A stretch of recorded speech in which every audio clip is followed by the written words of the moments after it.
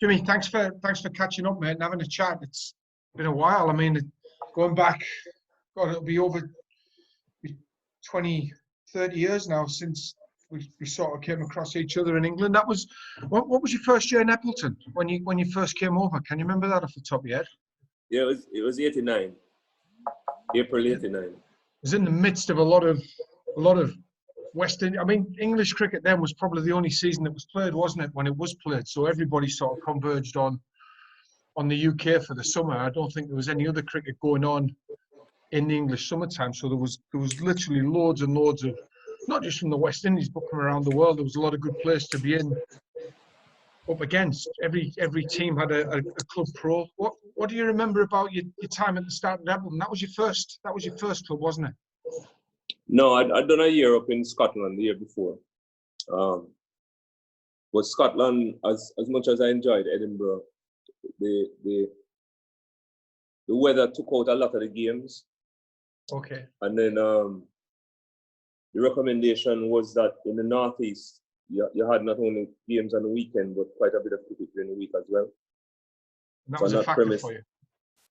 Yeah, so on that premise, we came south of the border, and it was the start of a pretty good run with Appleton in the Northeast.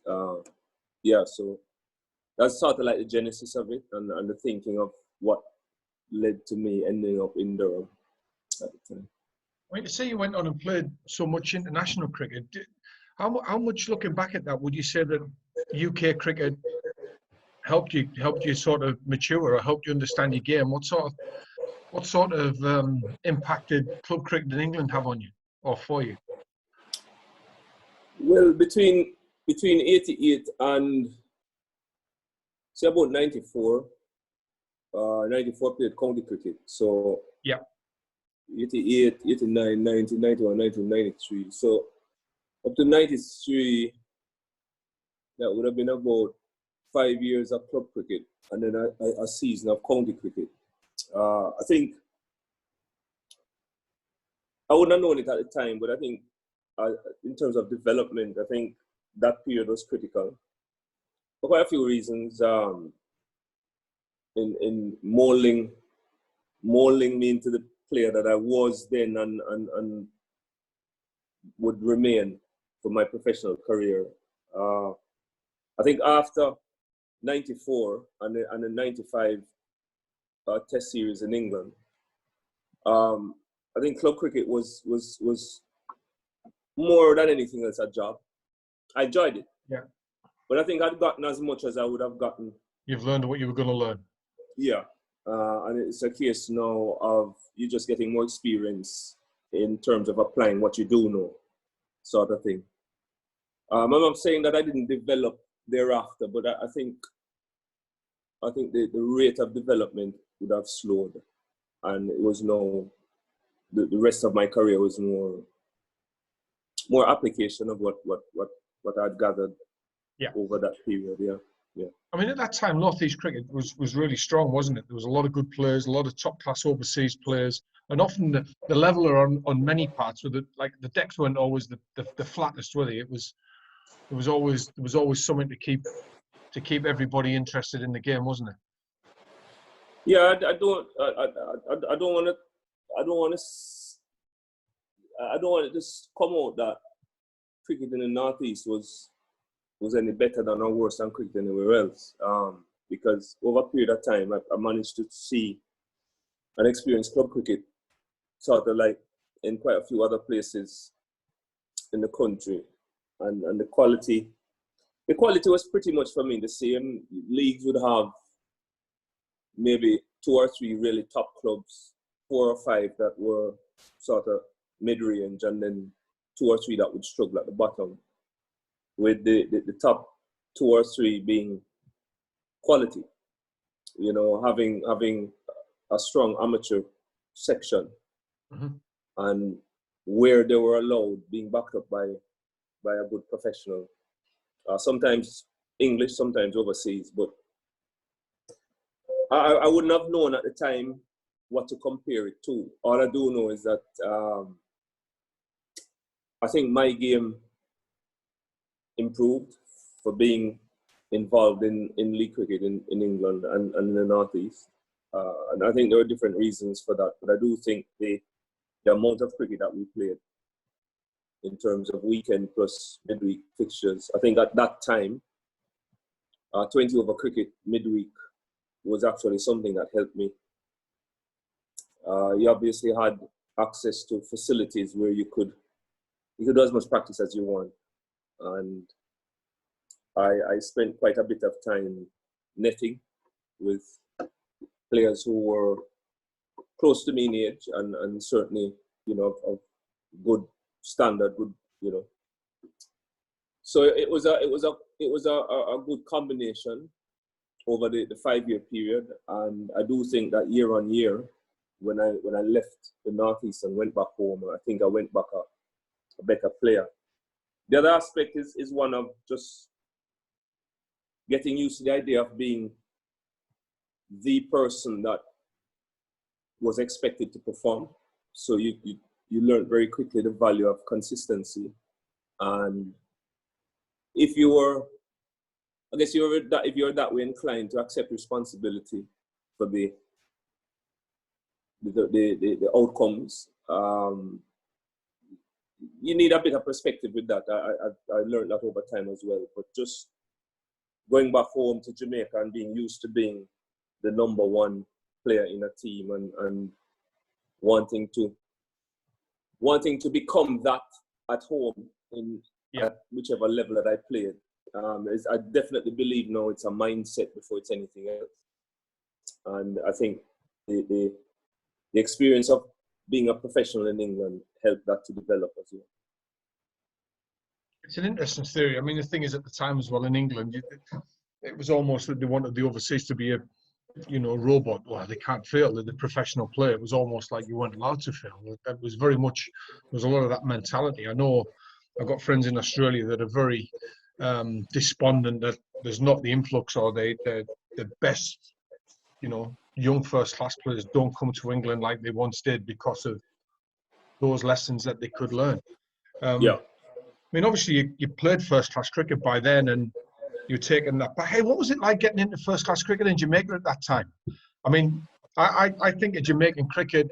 I know you got in through the mid-80s. You got in, and I think of Jamaican cricket then as the shiny wickets. You'd have got the end of Michael Holding, did you? And players like that. Obviously, Patrick Patterson you played with. There was, Jamaican cricket was strong at the time. Regional cricket was doing okay. If I'm being brutally honest, I started as a teenager, so I got in in 1985 when I was 17. I do think that what helped me get started that young was the fact that you had the Rebel Tours from 81 to 83. And when I look at the Jamaicans who were banned because of the Rebel Tours, it was a group of players who could easily have played for Jamaica right up until 1990. So you had Lawrence Rowe, you had Herbert Chang, you had Everton Mattis, you had Richard Austin. All of these were batsmen who were in the prime. Yeah. So I do think that there was a hole that was left in that period. And there wasn't the quality player to immediately replace batsmen of that quality. And therefore, it made it a little bit easier for a young player like myself to get an opportunity that, had these guys not gone to South Africa, I'm not sure that opportunity would have presented itself then. I'm not saying I wouldn't have played eventually, but I'm not sure I would have started as early as I did. But be that as it may, it was what it was. You're correct in terms of the type of wickets that we had, certainly in Jamaica at the time. A typical Sabina Park pitch was rocks hard and rolled like concrete pretty much. So that was pretty much what we had as a first-class pitch generally. You ever get intimidated batting on that? I mean, at the time, West Indies cricket through the 80s and into the early 90s, I mean, there was just mad fast bowlers everywhere, wasn't there? Every island had. We were talking earlier. I know Trinidad only had, a couple of lads that were quick, but you go through if you start thinking of all of the different islands, I mean, Marshall was around at that time. Did you get the end of Ghana? Was he still going through the 80s? Ambrose, Walsh. Yeah, I played against Joel. Ron Walsh. Joel would have finished in 80. His last season was 87, 88. Joel's last year was 88, and I started in 85. So we played against each other a few times. But while the West Indies team used a quartet of fast bowlers for a very long period of time, most of the islands had what I would call more balanced teams. There's a lot of wickets taken by good spinners right throughout that period. It's just that because none of them went on to dominate at international level, that I don't think they're given the sort of recognition that they probably deserve, because they were quality spinners. Clyde Butts was a quality spinner. Ranjit Anand, Derek Parry. All of these were, I think, spinners who could have become world-class had they been involved in a system that utilized spin bowling. We didn't. And I think they were probably a casualty of that approach that we had used so successfully at the top for so many years. There are a lot of people think that growing up as a batsman, young batsman growing up, it wasn't just a diet of fast bowling. We got quality slow bowling as well, from junior levels all the way up. So I do think that the typical Caribbean batsman who came through the system at that time was fairly well-rounded in terms of what he'd seen, what he'd had to deal with at the various levels before qualifying for international cricket. 92 was your Test debut against you got in against the South Africans, wasn't it? I mean, that in itself was a big thing. It was the first tour. The one days it finished. You didn't play in the one days from memory, did you? No, I was in the squad, but I didn't make any of the 3 one days. They had one or two, one at Sabina Park and 2 in Trinidad, or 2 at Sabina Park, 1 at Trinidad. I can't exactly remember, but I was hoping to have made my debut in one of the games in Trinidad. Yeah. Because I think Desmond was struggling, some kind of flu type thing, but he recovered in time. So I didn't actually get an opportunity then, but the opportunity came in a test match in Barbados, and yeah, it was an interesting series. Obviously, South Africa now coming back into world cricket, and they'd never toured the West Indies before, and all that kind of thing. So there's a lot of historical significance. Among the politicians will tell you that there were other significant issues around that tour, but it was, for me, as someone who had read about South African cricket, and there was this huge gap between, I think, 1970, 71 and 1990, whenever they were readmitted, there was this huge gap where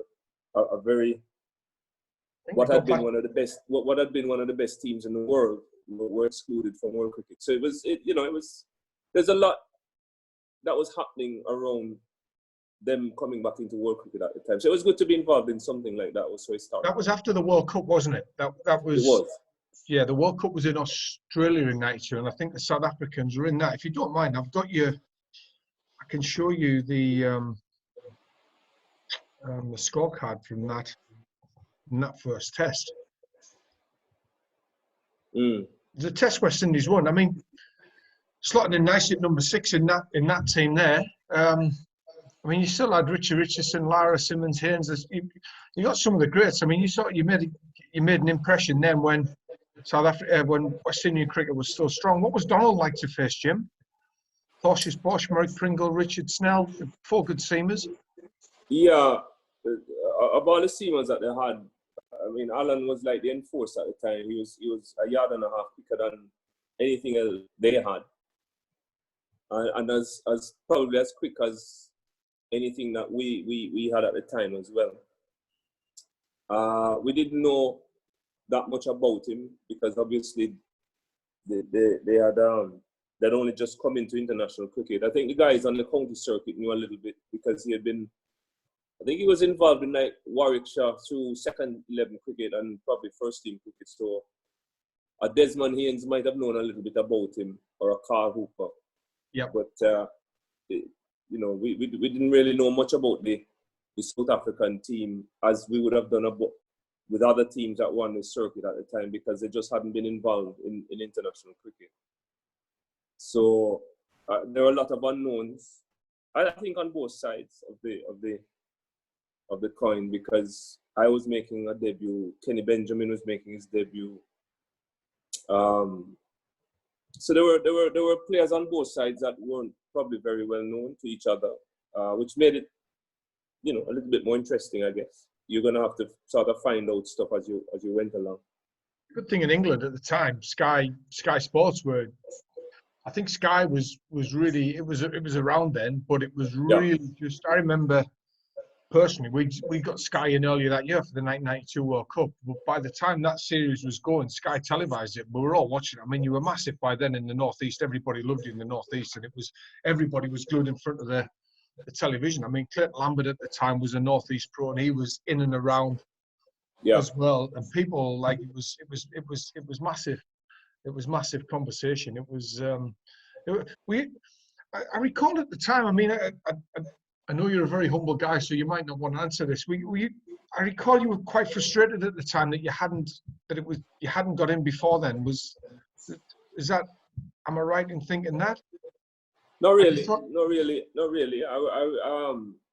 It was good timing. I think I know there were some careers that got lost by the wayside because the timing was wrong. So if you think about how many, I think, good openers that we had in the Caribbean that never got an opportunity because the Desmond Haynes, Gordon Greenwich partnership was so solid for so many years. How many middle-order batsmen got left by the wayside because Viv Ritchie, Larry Gomes just kept churning out runs for the better part of 10, 12 years as a unit.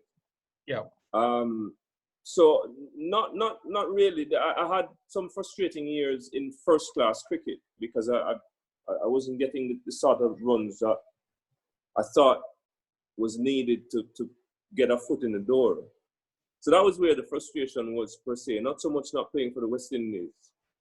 I think the timing was actually spot on in that we all knew that the 92 season, home season, all of us young lads, Keith Atherton, Brian Lara, myself, Roland Holder, all of us knew that 92 season was going to be pivotal because we were now, for the first time, there's no Viv Richards, there's no Malcolm, there's no Jeff Dujan.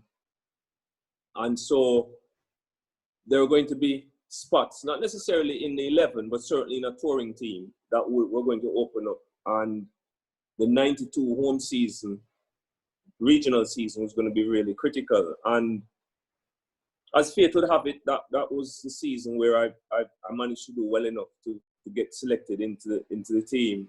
And so it was.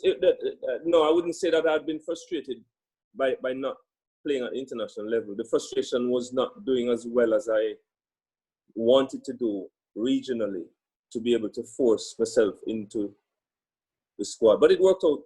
It worked out for the best in the end. I remember at the start you were phenomenal at bat part. They seemed to be you were the new kid on the block. They had you in the bat part. I mean, over the career you kept wicket, of course. You bowled, you spin, you batted. There was nothing you didn't do. I mean, there's so many things you did, with a West Indies badge on. But sort of 70 odd in the second innings of that test really sort of set you up, didn't it? I mean, I read a stat a few days ago actually. After 12 tests, you were over 1,100 runs. You were second in the all-time list, only to Bradman. I mean, it was not long after that. I think you were number one in the world, weren't you? You did get to number one at one stage. I know you're not going to say that about that, but I know that you were. Interestingly enough, a couple of years on, you were part of the Antigua test when Lara got his 374, weren't you? You batted with him 375. Yeah. That was. I mean, I say it flippantly, no, not to take away from the achievement, but I think we can all say in hindsight, knowing how the individual that we're talking about. It was a good batting pitch, and Brian did what Brian does so well. He set his stall out, scores at about 4 runs and over, which was phenomenal at the time. It would be phenomenal now, never mind then. Yeah. And proceeded to bat for 2.5 days, and literally and figuratively fill his boots. He barely hit his pad, let alone got it past the bat. Or, it was. Yeah, it was. Listen, I mean, when you put together his ability and nature of the pitch, you pretty much know that if he gets to 40, then it comes down to how many runs he wants to score. Yeah. In that period, and he was at a stage in his career where he wanted records, and brilliant innings. The 375 preceded by 3 weeks or so the 501 against Durham, because that was the same year, wasn't it? That was you. You finished that series and jumped on a plane straight to Nottingham. What do you remember about? You only played 1 year in first class cricket, didn't you? 1 year at Notts. Yeah, I did 1 year county cricket. It wasn't really my thing. I think I'd been spoiled a little bit by club cricket. But I made what I'd call more a lifestyle decision with regards to county cricket, because there was never a shortage of opportunities over the years. To be honest, especially when I just retired and the whole coal pack thing was really, really popular, and there were a lot of options for somebody my age with my experience being available. But going back to that phase, I just fall in love with club cricket and having a chance to be able for a few months to live a semi-normal life. Yeah. So going on the road with the West Indies between October and March, April was great. It's what gave me the biggest buzz. But I'd gotten used to the next 6 months being sort of my time. I was responsible about it because I would work really hard on my own game. But I could tailor that in and around a semi-normal existence. To follow up a winter with the West Indies, I found to go straight into county cricket every day, playing, traveling, really wasn't for me. And as much as I enjoyed that experience, and it was really helpful for me from a cricket development point of view. By the time I got down to 96, so I'd done county cricket and then the home series, the England series in 95.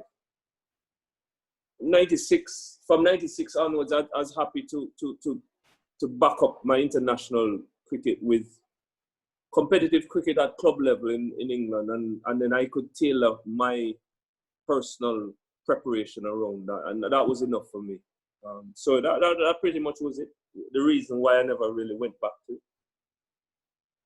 And then by the time you got down to the coal pack situation, my international career was over, and I wasn't going to take the chance of playing at the level below without that carrot. And I was fearful that I might start something that would end badly because I wasn't motivated. So I didn't. I was more inclined to start looking at things that I wanted to do for a long time and hadn't had a chance. So here's a chance now to have a look at media, coaching, that kind of thing, rather than keep playing. Yeah.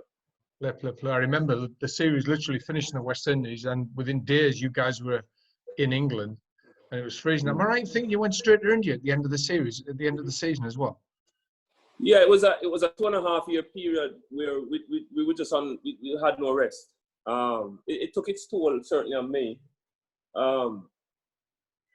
But yeah, it was pretty much back to back at the time. We were now moving into the era, what I would call a modern era of 24/7 cricket, 12 months a year touring.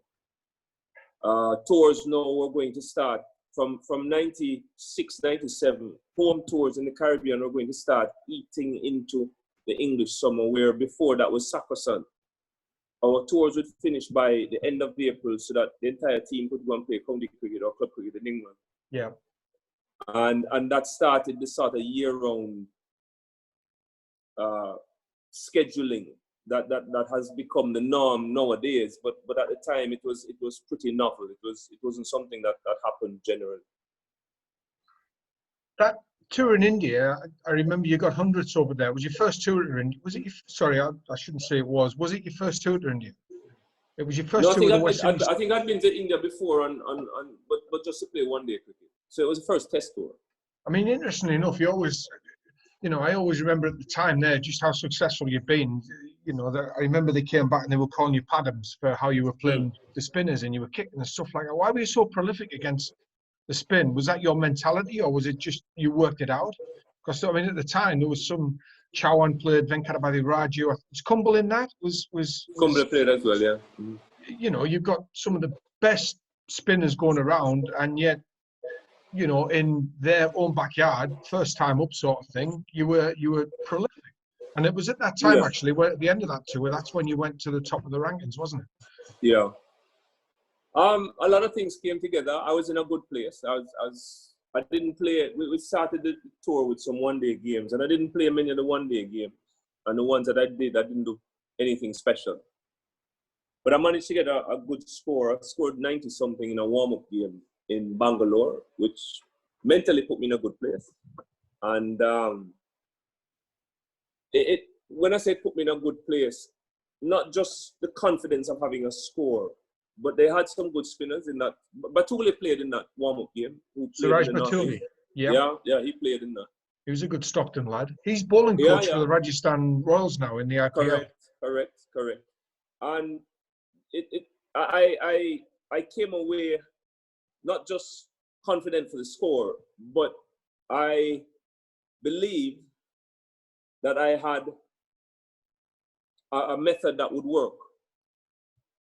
Because the Bangalore pitch, it turned, it spun. You could still play, it wasn't slow, but it turned and it had bounce. And yes, getting that score sort of made me really believe that if I applied a similar approach, I had a good chance of being successful. And it turned out that way. But that game really helped to settle me for the rest of that series. It was very helpful. And I mean, I've always trusted my defense. I think if you're going to be successful at international level as a batsman against pace or spin, if you're not really confident in your defense, you won't last, because you'll end up doing stuff out of fear rather than making good decisions based on what you see in front of you. Yeah. So, I mean, I got to India trusting my defense, but that game gave me a method that I thought could work for the rest of the series. Basically, it was built around confident defense, whether it means kicking it out of the rough or defending with your bat, whichever one. But confident defense and having a good sweep shot. And it sounds pretty simple, but it sometimes the best plans are the simple ones. It worked. Did you find, were you a believer there that given the heritage you were from, that your batting against real quick bowling was your forte and your spin was a secondary, or were you always, a bat against the quicks, but when the spinners come on, that's where I was equally comfortable against both. The biggest challenge for me, based on my background and upbringing, the biggest challenge was when you had swing bowling on wickets that weren't that quick. So somebody like, say, Dominic Cork in England, I found hard work. Dominic Cork, or somebody like that outside of England, say in the Caribbean or Australia, is a bit different because the wickets are coming on. But I didn't grow up with that kind of bowling, and even if I did get a few runs against that type of bowling in England, it was really, I found it mentally very, very taxing. There was a lot of them lads around in English cricket at that time as well. Yeah. It was, and they were good players. They're good bowlers. They know what they're doing. They're good swing bowlers, and they're really good in their conditions. But the extreme pace and spin was what I grew up on. Yeah. Just on I've come to your best quicks and whatnot. At the time, though, you had a career that covered Shane Warne, that covered Kumble, that covered Muralitharan. You had Abdul Qadir, if I remember correctly. You got the end of Abdul Qadir's career, didn't you? not really. He came to the Caribbean in '88. I wasn't playing in '88, but I played against him in a tour game and I got a good sighting of him. I got a half century in one of the innings. And did you pick him? No, but you still have to find a way. You just got to find a way. Yeah. That's the nature of elite level sport, is that when you get that situation that you might not have seen, you have the capacity to practice and stuff like that, to make a plan on the spot, and either the plan works or it doesn't. But yeah, but Abdul was an interesting bowler. Those four lads, would you all? I mean, combo one, leg spinners, yes.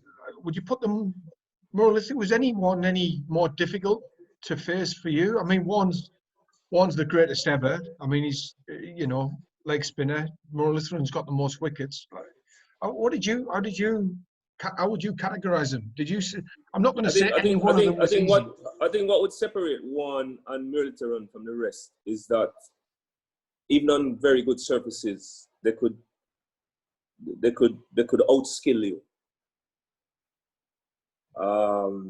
I think for the others, a Kumble masses of test wickets and great bowler. But I think on certain types of wickets, Kumble wouldn't be as effective as on other surfaces. He wasn't in Australia. Whereas I think Shane and Muralitharan on any surface, they could outskill you in the same way that I would say Malcolm, as fast bowlers, Malcolm and Wasim were a cut above, because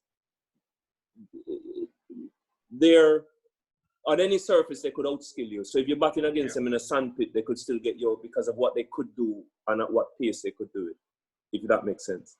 Was he the best that you faced outside of the West Indies, Wasim Akram? Wasim would be the best bowler, period. It's a little bit of an anecdote, but you say, okay, why do you say best bowler, not best fast bowler? I mean, himself and Shane Warne, probably, put Muralitharan then. The three most skillful bowlers that I would have played against. But yeah, as a batsman, as you know, when there's a physical element as well in the batting, then it adds a different dimension. And Shane Warne and Muralitharan ain't gonna hurt me. They're not gonna hurt you. Wasim will. So. And he used to tell you he was going to as well, didn't he? That added another dimension to the skill side of it, if you know what I mean. So it's yeah. So I said that to give context to what I said, that Wasim is the best bowler that I would have batted against, period. Who chirped you the most? Who chirped you the most? Who had the most to say to you? Sledge you. Didn't suffer from that, because as very early people realized I was in a bubble. Didn't hear it. Neither here nor there. It's a bit like David Boone. It's like you're talking to a wall. You end up looking stupid because I genuinely not hearing you. He's not going to listen to it. Brian Lara tried to chirp Boone one day, and it was I'd never laughed so hard in my life. It was like Boone just didn't see him. It was embarrassing. It's just like Brian quickly changed tack and said, "Well, let me try Mark Taylor," because this Boone fellow he's just wasting my time. Yeah. Of the trips you've made, I mean, you went to Australia in '96. That was my first year in Australia, actually, in Melbourne. I remember we caught up. You did well at Melbourne. You got 70 odd in the Boxing Day Test, didn't you, in the first innings? 70 odd not out, I think. I think so. It was my second tour. I toured Australia for Test cricket in '92-93, which was. Was that the Adelaide Test? Yeah, where we won by 1 run. So we came out with a 2-1 test series win there. I think it's the last time that we have actually won the Sir Frank World Trophy, whether there or here. But it's certainly the last time we've beaten Australia in Australia. We haven't beaten them there in a series since. So it was as time goes on, it becomes probably for the wrong reason more and more memorable. But so 96, 97 was my second test tour. I'd been there the year before for World Series cricket, where we just played one-day cricket and stuff like that. Yeah. Do you know what I remember about that trip, '96? we come into the Sofitel to catch up for a drink after one of the one-day internationals, and it was when the transition was happening. Some of the test players had either just left or they were going. And at the time, we were sponsored by KFC. You remember Paulie, John, in Melbourne? So Paulie had 4 kids, and I remember then I saw Phil Simmons on the way out, and you guys had KFC cards. Can you remember? And you, as part of your deal, you go into KFC. You can get $50 worth of KFC every day. And it's like, chaps, I've got some cards, and of course. I won't call the names of the guys who really profited from that arrangement. And the scales will prove it for some of them. I got offered a couple of them from lads leaving on the way out. And I'm vegetarian, as you know, and it was like, nah, I don't need them. And I'll tell you, in Paulie's house, for the remainder of my first year in Australia, I was not popular because his kids at the time were young and loved KFC. And I've turned down free KFC for $50 a day or something. It was unbelievable. Days of your life. You know, Tarpy from Appleton. So Tarpy got left a couple of cards as well, and them fellas ragged it out. What they didn't realize was that the tour finished like on February 4th, and the cards expired like the end of February or something like that. And they went back. They kept going, you know what I mean, cashing in, and then they turned up in early March, and they were politely told that the relationship was going to end right there. But it was it was an interesting sponsorship deal, put it that way. It was grand. That was Nixon McLean's first tour over there. I remember Nicole came for the 1 days and whatnot. He played at Cook, didn't he? Was it Cook? No, he was at Evenwood in the Durham County League. Okay. Yeah, there was a few of them. Gareth, in the league, there was a lot of the West Indians, a lot of Jamaicans. I'm sure that was your influence, actually. But in the county league, as it was back then, a lot of good West Indians in the Durham County. Well, in the Northeast cricket, there was loads of the good players coming across. They're all very popular, and they all made good. The West Indian lads were good. They came, they played cricket the right way, they fit in, they socialised, everybody loved them. And then you played your benefit games. Can you remember them at the end of the year where all the professional players had come together? Happy days. You went back to Australia in 2000 as captain. It wasn't your best trip, was it? No, I struggled personally, and the team. Well, I mean, there was a really big gap between the type of cricket they were playing and where we were. Yeah. And it turned out to be my last tour. My international career ended at the end of that tour. But I mean, you take away all the opportunities to learn, and as I've gotten older, I've really appreciated more. Not just that tour, but you've appreciated more what people would term it the tough times. But you sort of realize as you get older, and if you remain in the sport, well, I guess it will apply to life anyway, but certainly for me, having remained in the sport, you learn some of your biggest lessons, and you go into a series and you want to do well and all the rest of it, but certainly in the capacity as whether it be technical director or coach over the years, and certainly also in various leadership positions, it's usually some of the harsh but very important lessons that you learn when things are not going well that help you to be a little bit better at helping other people through issues who are in the sport, and sometimes helping you through leadership situations later in life. So it was a tough tour, but I still put it down as something. I keep telling people you'll never have a bad day in the office if you're doing something that you love. So you'll have frustrating days, but you wouldn't have bad days. You wouldn't have a day where you'd rather be anywhere else. Yeah. You still take it. So you were young by then, weren't you? I mean, it was fair to say your team had transitioned somewhat then. I think Brian Lara was still part of you. Carl Hooper might still have been around, but there was a lot of new faces. We didn't have Carl on that trip, and we didn't have Shiv. No. So but we had some promising kids coming through. We had young Wavell Hines. We had Ronnie Sarwan, who were starting to come through now as the next generation of players. Yeah. And I really enjoyed that role of watching a group of young kids that were going to be the next generation on and trying to help them adjust to life at that level. And there were some personal lessons as well,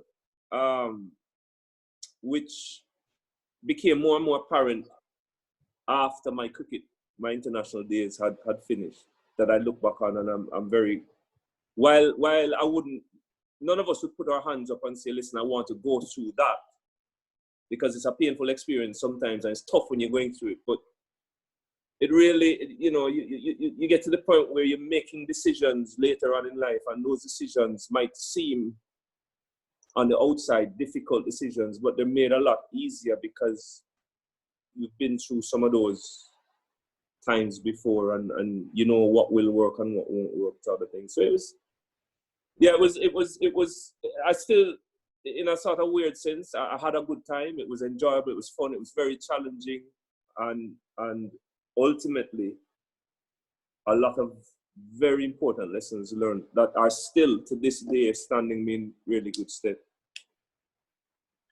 What was your favourite place to tour? Boy, Chappie, I'm going to tell you the honest truth, as long as it was international cricket, didn't matter. So you had the great MCG or Calcutta, your big grounds, 100,000. You had places like Sri Lanka that had the SSC, which when Sri Lanka playing well on a night, it rocks as well. You had your historical, traditional Lords in England, and with all the history. For me, the whole thing was just a buzz of international cricket. And any tour that had international before it was just the ultimate. So I didn't really have a favorite place. I enjoyed all of them. I love India, Pakistan, Sri Lanka, Zimbabwe, all of it. Anywhere you want to go back? I mean, I know you always used to say to me, tours are airports, hotels, and cricket grounds. Is there anywhere you're hanging to get back to have a proper look around as a tourist rather than as an international cricketer? New Zealand. I'd love to go back there I'd love to get back to New Zealand with just a car with unlimited mileage and enough time to really see the place. The two tours I went to New Zealand, they were just snapshots because of the schedule. Yep. Both were short tours, and you just play travel, and then you leave. So hopefully, maybe you never know what happens. I've been back to New Zealand once, but that was just for a couple of days of meetings. So again, didn't really get a chance to have a look. So maybe one day it might happen. Are you fancying the bungee jump down on South Island, Jimmy? Down in Queenstown? No, we stopped and looked at one on one of the tours, and it was interesting. I actually walked out to the edge and looked down, and it's a very long way away. But I don't think my ticker could handle that kind of stress, especially at my age. It's like Look, I appreciate you taking some time to have a chat. I love doing this sort of stuff, talking to you. I mean, as I said at the start, we've known each other a long time. I followed your career. I mean, when I didn't research a million questions. Most of what I've asked you, I knew, to be honest. But before I let you go, right? This thing about the overseas players coming back. I mean, lads like Sean Burbeck, Thorpe, Jimmy Daly, Meekie, that Worthy at the start, that you had them influences on. I mean, I know you and I did a lot of training for a long time as well.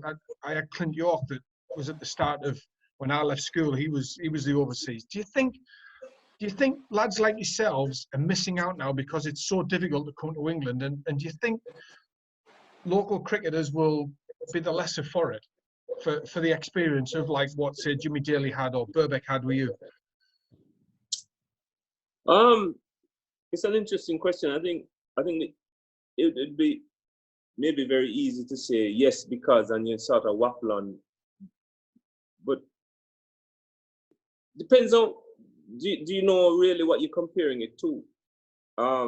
In other words, my time in the Northeast was at a time when there were, as you say, many overseas pros, and the good pros had a certain way of doing things both on and off the field that contributed to not just results, but just the life of the club and the community, you know, in a sort of very generic sense. But I'm not sure that enough information is there yet on whatever the alternative is to say whether one is better than the other. As you know, I know that when I went to England, I went to England at the expense of, well, yes, I gained from being in England, but it was at the expense of maybe being a mentor to young kids in Jamaica. Yep. So, you know, at what cost is that? I remember how much of an influence playing club cricket from 13 to, let's say, 18, 19, with Jeffrey Dujon and Maurice Foster, who were both ex-test batsmen, had on my development. So would I have contributed more to Jamaica's cricket if I had developed my game by staying in Jamaica? I don't know. You see, there's so many things that impact that question. What I will say is that I do think that the good overseas pros were a positive influence on club cricket and by extension, English cricket over a period of time. Before I went, and probably for a little bit after, I stopped. But I've seen, I've lived the sort of professional, you know, I played professional cricket right up until 2006, when I finished in Derby. And, you know, I got a chance to see the good, the bad, and the ugly at club level. And I do think that the good pros were what I would call net positive. So when you add the good and the bad, you come out with, you know, I think, you know, if you look at, let me call some names. I think if you look at Clyde Butch at Bladen or Hartlepool, if you look at Phil Simmons at Gisborough, these are guys who, and it's not just club cricket. If you look at their lives generally, wherever they've gone in the world, they've added value. Yeah. And I think any process that can take some of the best in the world and localize that, so that young kids can rub shoulders in the way that I rub shoulders with a Dujon and a Maurice Foster, I don't think that's a bad thing. But it's not to say that whatever the structure around club cricket now is not a good thing, or maybe an even better thing. It's just different. You know, times have changed and things are done differently. You know. Yeah, it's amazing. I mean, you know, your time here is 25 years ago at Appleton, and you know, in the Northeast cricket, you're still spoken about as passionately and as nicely as anybody could. I mean, your legacy over here is honestly, it's second to none. You mentioned Butts and you mentioned Simmons. You know what you did in local cricket over here, mate, is every bit as much as what anybody else did. You influenced a lot of people. Well, the reason why I mentioned those lads are because they sort of set the foundation for. They were a little bit ahead of me, and they set very high standards in terms of what was expected in representing yourself and your country in England. And you know, they when you watch them play, and when you watch how they integrated themselves into the communities, you know, they helped me. They showed me what good looked like, and what I should try and mimic if I was going to end up being a successful professional. And so it's easier for me to call their names because I really watched them closely to pick up what good looked like. Clayton Lambert was the one who you know, was very clear in as a batting pro. These are the standards that you need for these reasons, and he didn't have to tell me that. And then when you picked up the paper on a weekend, you realize that he wasn't just saying it; he was living it himself as well. It was amazing, Clayton Lambert. Yeah, these I mean, it was, and then a Butsy as a more senior player, you know, from the Caribbean. Butsy was very clear on the kind of standards we should have away from the game. Yeah.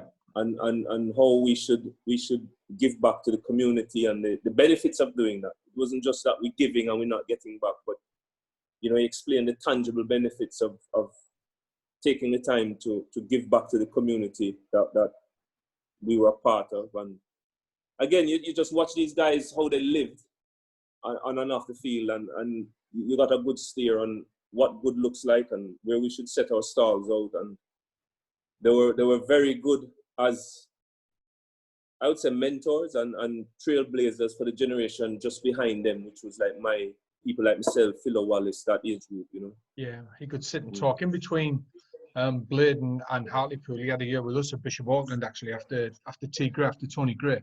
And he was Who's that? Clyde Butts. Clyde Yeah. Butts, okay, yeah. And he was just an outstanding, I mean, he was a lovely, lovely guy. He was an outstanding cricketer, but what a good fella to sit down and talk cricket with. He just loved it. He was a selector, wasn't he? Was Buttsy not a selector for a while? He was chairman of selectors. But you see, I mean, I remember the first year in the league, in the Durham Senior League, to me, the two best pros in the Durham Senior League in my time were Victor Walcott and Derek Parry. Yeah. Victor, and I say that only on the basis of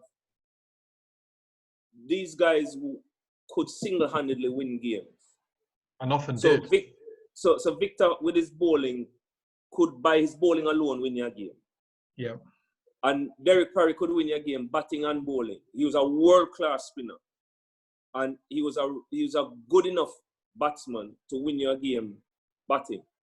Yeah. And you know what it's like. It's a small community. So you play against teams, and you play against teams that have played against them. And it always impressed me that when you heard people speaking about a Derek Parry or a Clyde Butts or Victor Walcott, nobody was, you hear a few stories about the skill and the performances and so on, but you also used to hear that, the respect that they had. I think that's the word that I'm looking for. The respect that they had because of how they carried themselves was what I wanted to have. I wanted to leave a legacy like they did. Yeah. I would hear people talking about, I was around some Harden lads last year in the Northeast, and to hear them talk about Derek Parry, I'm not from the Leeward Islands, obviously, but I was so proud as a West Indian to listen to people speaking about a fellow West Indian in that way, and how he touched people's lives both on and off the field. That is the kind of legacy that sort of has always appealed to me. Yeah. And these guys really showed us how to do it. Jimmy, I know I've had you for nearly an hour. I'll thank you for taking some time. Let me finish by assuring you that your legacy in the Northeast is as strong as anybody going around it. Even now, it's 25 years plus since you were in the league playing up here, and people still talk about you as warmly and as proudly as if it was just this season that you were there. I can say that hand on heart. There's people who'll see this in the Northeast and they'll all be nodding their head at them words. You've done it properly, and you've done it properly for a long time. Look, I'll leave it there. Thanks for taking the time, and I'll certainly send you a link when we're up and about. But thanks again. Okay. You take care, man. All the best, chaps. Cheers, Jim.